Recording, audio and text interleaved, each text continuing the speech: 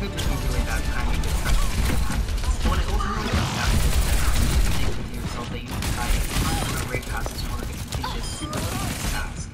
Well, if that ends up being the case, I'm actually going to recommend against that. Here's why. At the end of the season, if you want to do time research, there's going to be research that you can find in the shop. Actually, this happens to be a special research that does expire. I don't 100% know. So either way, it's cost $5 and it's also going to give you enough to get the robots back to our barricade. So basically what I'm trying to say here is instead of spending a ton of money on raid passes, just wait and buy the $5 special research after November 21st. So I really wanted to go over this at the beginning of the video because I feel like when you're watching this video, this may or may not actually be a more viable strategy than trying to complete 60 raids in like a really short time span. Like at the time of making this video, we still have like 2.5 months left, so it's very much reasonable. But of course, the main premise of this video is to help you guys complete this without having to go that route. But again, depending on your timing and situation, this may just be the better alternative. Also, for those of you guys watching this video closer to the deadline, you can still utilize the game as well. Just make sure to weigh your options if you end up feeling like you're going to spend more than $5 on raid passes. Raid passes don't really care. So the first thing that we're going to cover is using your raid passes. Let's start with finishing your stop the day before you put on raid passes. Now the following day, you're going to be able to purchase another free raid pass or pass. But because you can only hold one of these in your inventory, you're going to have to use that one that you got from yesterday first. Then you can spin a gym style again to claim the one you got. Now this might not be that to some of you guys, but let's say for example you're on your way home one day and you don't see any reason to use solo. Well, you can just go grab your orange pass from the gym stop, go home, and then hope for something better tomorrow. Possibly even Tuesday. Now on that note, I feel like this is a good transition to my next focus, which is how to get level 1 and level 3 raid bosses. Cover level 1 raid bosses. Cannot allow them to take the robot. Raid bosses are usually required to have the Pokemon powered up, and the best way to get that actually solo it will be to use the Pokemon as a raid. Link is going to be in the description below, but we're also going to go through how to activate it relatively quickly. So first of all, go to the website, find the raid bosses you're looking for, so the quick settings, you want to set the weapon, the friend button, not friend, turn on or turn off shadow legendary and negative Pokemon, your attack strategy should be and then set your attackers to eye level and select 20, 30, 40, or 50 depending on the Pokemon. For this example, I'm going to use. Now for those of you who don't really understand Pokemon levels, I'm going to give you a quick breakdown. So level 20 is 2,500 Stardust, level 25 is 4,000 Stardust, and level 30 is going to be 5,000 Stardust to power up. If it's a lucky Pokemon, just divide that Stardust in half and that should be how much it costs. But essentially, the Pokemon that you hatch from eggs, or the Pokemon that you hatch from raids, is what you have to Surrender to my will.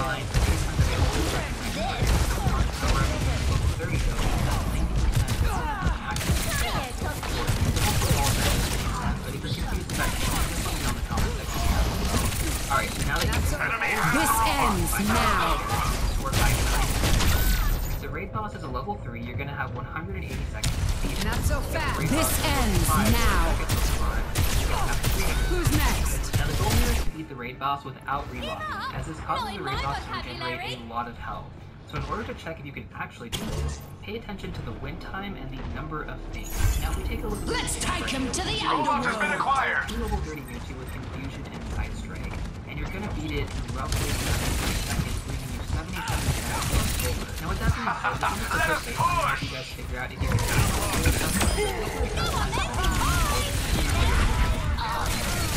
So for example, if you have Windy Weather, you can actually do more damage because the weather resulting in even faster than time. If you're ready with a friend, you're going to have a friend as well. Now just because level 1 and level 2 raid bosses are the easiest, you can also focus on taking down the Pokemon and raid bosses as well. You're actually going to do the best rewards and the thing is, they usually require a lot of damage. Now, not everybody has to go. So what do you do in this situation? Well, you can use Pokejuice. Because that has actually been a godsend to raiders, like despite your low rate pack.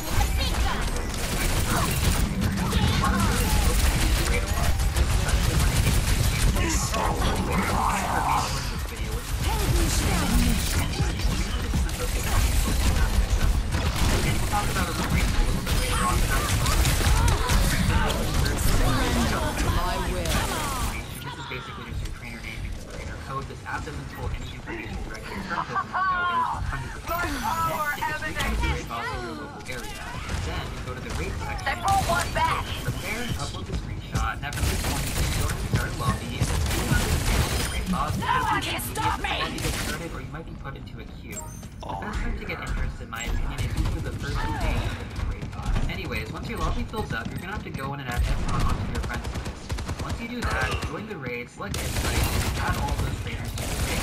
Then go back to PvP, select all these players, and you're gonna get interest. Now you can go back to Pokemon Go and wait to see if everyone's joined. If you have 5 people, you're usually good to go, but if only 4 people join, and you don't know how to Come on, kids. We're almost at the finish I will line. leave the raid before the 20-second mark. This is just raid etiquette to let the other players know to jump out and not waste your raid pass. The raid pass is only going to be used once the raid battle actually starts, but not while you're in the lobby. So if you jump out early enough, it's going to signal to the other players like, hey, we don't have enough players, jump out. Keeping that in mind though, most of the time things do go fairly well in the evening because they do have a solid point system. And if you jump out too often or if you like hold directly too often, you're going to get banned from the service. Which in my opinion, I haven't really seen that happen with anybody. Most of the people keep saying of this after a few raids. I rarely run into Tactical anyone visor myself. activated. There's usually like one player who doesn't join, but there is another situation actually to get 4 players to join. Because you can only invite up to 5 players, right? So with the reloading rate, you can actually invite up to 10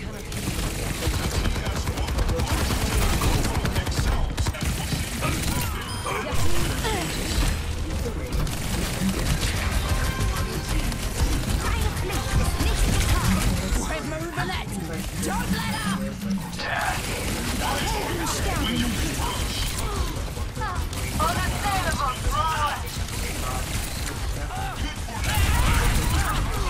We're making progress. Let's take with him. This ends now. Surrender to my will. This ends now. Headshot. But the final rating aspect that I'm going to take a look at is going to be remote raid battles. Now these specific raid passes actually have their price increased earlier this year, and in my opinion they're not really worth buying anymore at the shop unless you really want to raid something. But I'm talking like last resort. Most of the people that these are typically receive raiding boxes, but only have this happen on 3 times a year, so it's pretty rare, but it's still possible, right? Maybe like once a month, or perhaps maybe like once every 6 weeks. I don't know the exact odds, but I wouldn't rely on it too much. Not to mention, you also have to have your bag in order to get now, with that being said, for anybody who's watching this, talking about raid passes are still like more complicated than going out and driving through the raid. Like if you can walk to all of the raids that way, that's a completely different story. That said, but if you're in a scenario where like you don't live near close by and you have to drive from like one to the other, that's a lot of gas money. Like gas is like $6 where I live right now. It's not cheap to do this. And spending like what, $175 on a remote raid pass, sometimes like less if there's a bundle, then that's probably a cheap alternative. But again, that is just for pay-to-play players. For free-to-play players, I would not recommend doing this. Only use your remote raid passes with stuff that you really want, because otherwise it takes much more. Next thing we're going to talk about is going to be raid bundles. So raid bundles and special boxes are available in the shop. You can also get these from the online store as well, but you have to spend real money opposed to spending just those points in the actual in-game shop.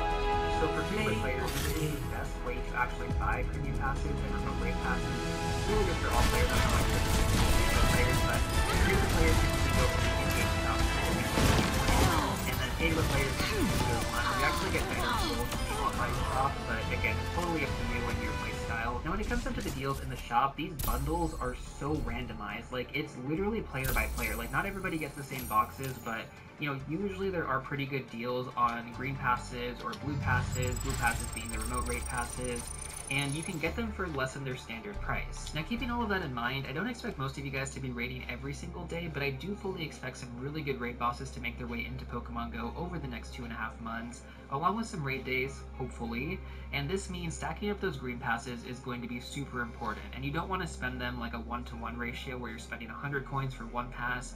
Typically, if you can get them cheaper by going through the bundle boxes, that's going to help you save and get more premium passes to do more raids and ultimately complete this without spending any money whatsoever. Not to mention doing a raid boss that you actually want to raid and not one that you're just doing to get the quest done. Now there is actually a bonus way to get free premium raid passes in the game, and that's going to be by using the referral program. So for any of you guys who've ever taken a break from the game for over 90 days, you can use a referral code and both players are going to actually end up getting items when the referee completes tasks. This could be like Pokemon encounters, incubators, raid passes, incense. There's tons of really good stuff in there, and again, like both players get stuff, so it's a win-win. I'll put this link in the description down below, so if you guys ever need to use one, you can always use mine, but there's no pressure. Feel free to use any of your friends. My feelings are not going to get hurt.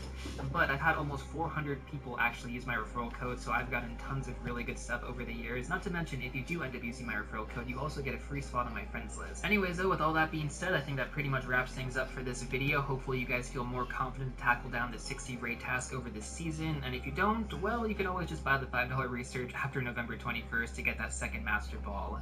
But if you're still looking for some more content, I'm going to recommend these two videos right here, and before you go, don't forget to smash that like button and subscribe, and I'll see you all real soon in the next one.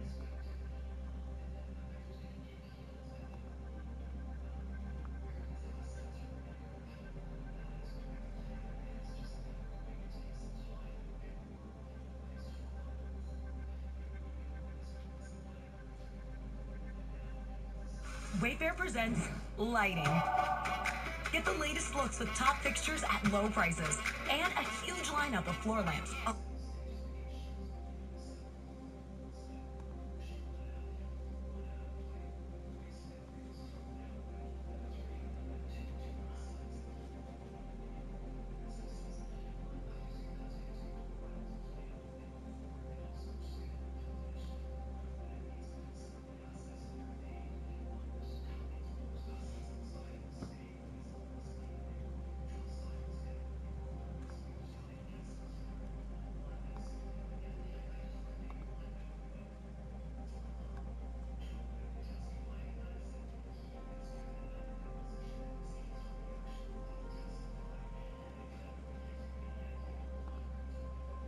Cheers, love. It's time to save the world.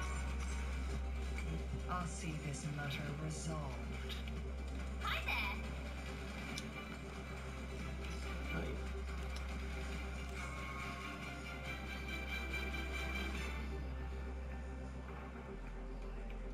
Hiya. Hello. Hold your thumbs, and we'll get through this all right. Hiya.